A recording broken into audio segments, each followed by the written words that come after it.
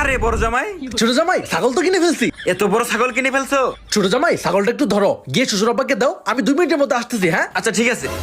এই ছাগলটাই চুরি করছে, এই ছাগলটাই। ছাগল চুরি করছি মানে? আমি তো কোনো ছাগল চুরি করিনি। তোর হাতে এটা কি তাহলে? চল বাড়িতে চল, তোকে বিচার করব। এই কি হয়েছে, কি হয়েছে, এই কি হয়েছে? এই পুলাই ছাগল চুরি করে নিয়ে আইছে, আমরা নিজের চোখে দেখছি। ছোট জামাই শেষ পর্যন্ত তুমি এটা করছো? বিশ্বাস করেন বাবা, এটা আমি করিনি, এটা আপনার বড় জামাই করছে।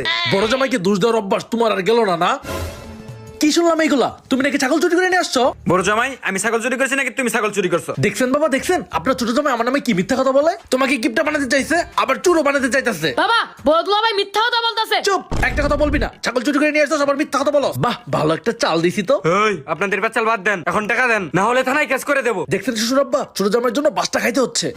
আচ্ছা আচ্ছা দাঁড়াও, টাকা নিয়ে আসতেছি। ভেজাল্লা জামাই কোথাকার।